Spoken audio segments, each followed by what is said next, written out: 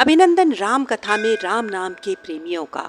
सभी वन को जा रहे हैं राजा राम को, सीता जी को और लक्ष्मण भैया को लेने। सारे नगर में ढिंढोरा जो पिटवा दिया है, जो जाना चाहता है, साथ चलना चाहता है, वो साथ जरूर जाएगा। सुध बुध को बैठी उर्मिला बार बार यही दोहरा रही है, सच जीजी, आप सच कह रही हैं, उन्हें मनाने के लिए सब जा रहे हैं। हाँ, सच कह रही हूँ उर्मिला।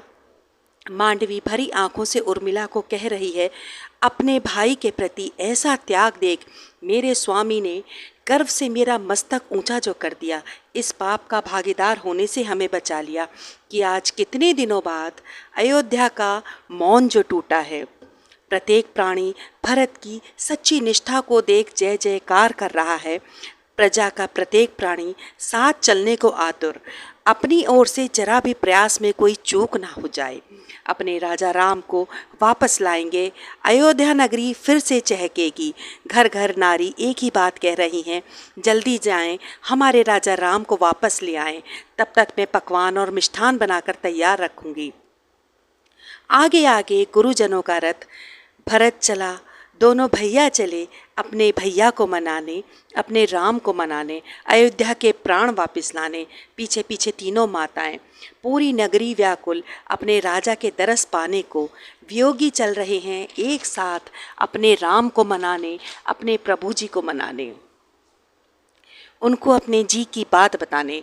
राजमुकुट, राज्याभिषेक की सभी सामग्री साथ लिए जा रहे हैं। भाइयों ने अपनी देख रेख में सभी सामान रखवाया है, सभी सामग्री एकत्रित की है कि अब कोई भूल ना हो जाए कि रघुनंदन को साथ ही लाना है, अपने साथ अपने राजा राम को लाना है।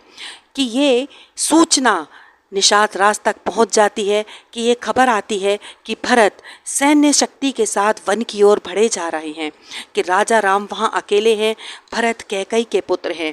कहीं ऐसा तो नहीं है मौके का फ़ायदा उठा रहे हैं, उन पर आक्रमण करें और हमेशा के लिए राज्य हमारा हो जाए। निषाद राज उग्र हो जाते हैं ऐसी सूचना पा। जब तक उनका सेवक जीवित है उन तक तो कोई पहुंच भी नहीं सकता। चलो साथियों, अपनी सेना को इकट्ठी कर, और वो पूरे सैन्य बल के साथ आमना सामना करने को तैयार हो जाते हैं। साथियों, लड़ते लड़ते यदि हम मर भी गए तो मोक्ष धाम को प्राप्त होंगे, और यदि जीवित बचे तो प्रभु की सेवा प्राप्त होगी। कि एक बुजुर्ग अपने मत रखते हैं, यूँ जोश में आकर यूँ निर्णय लेना ठीक नहीं। पहले भरत से मिल तो लो, पता तो लगाओ कि उसकी नीति क्या है, वो क्या चाहते हैं। उसके बाद ही आप युद्ध की तैयारी करना।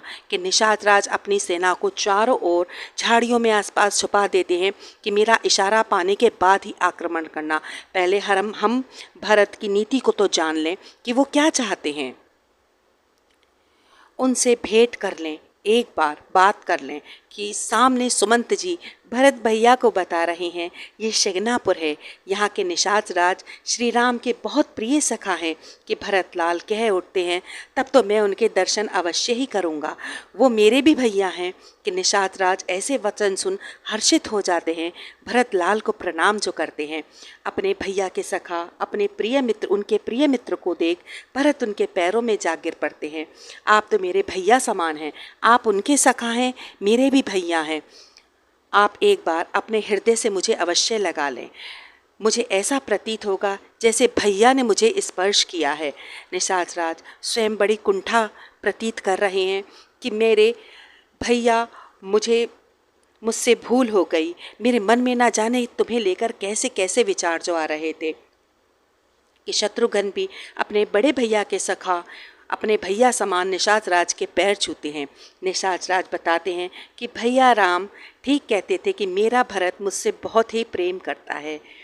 वो देखो भैया, वो वट वृक्ष के नीचे वो घास का बिछौना, भैया राम मैया सीता रात भर यहीं सोए थे। वो तो हमारे दिए हुए भोजन को भी उन्होंने स्वीकार नहीं किया, बस कंद मूल फल खा, गंगा जल पी, वो चित्रकूट की ओर चले गए। कि भरत ये सब सुन बिलक बिलक कर एक बालक की भांति रो पड़ते हैं। हाय रे भाग्य, स्वामी कंद मूल फल खा रहे हैं और घास के बिछौने पे सो रहे हैं, और सेवक राजभोग खा रहे हैं। धिक्कार है मुझ पर, मेरे जैसे भाई पर। सुमंत जी, आज से मैं भी अन्न का त्याग करता हूँ, मैं भी कंद मूल फल ही खाऊंगा और भैया की भांति जमीन पर ही सोऊंगा। और पैदल पैदल चित्रकूट की ओर जाऊंगा। ऐसे त्यागी प्रतापी रघुनंदन और उनके महान भाई भरत हाथ जोड़कर चरण वंदना मेरे प्रभु को, जो इस जीवा पर इतनी कृपा करी, इतना उपकार किया कि मेरे प्रभु का नाम बार बार सुमर ले। राम कथा को देते हैं यहीं विराम। नतमस्तक समस्त सार सतवंशज, आप हमारे चैनल को लाइक, सब्सक्राइब, शेयर करना ना भूलें। आधार, एक कदम आत्मीयता की ओर।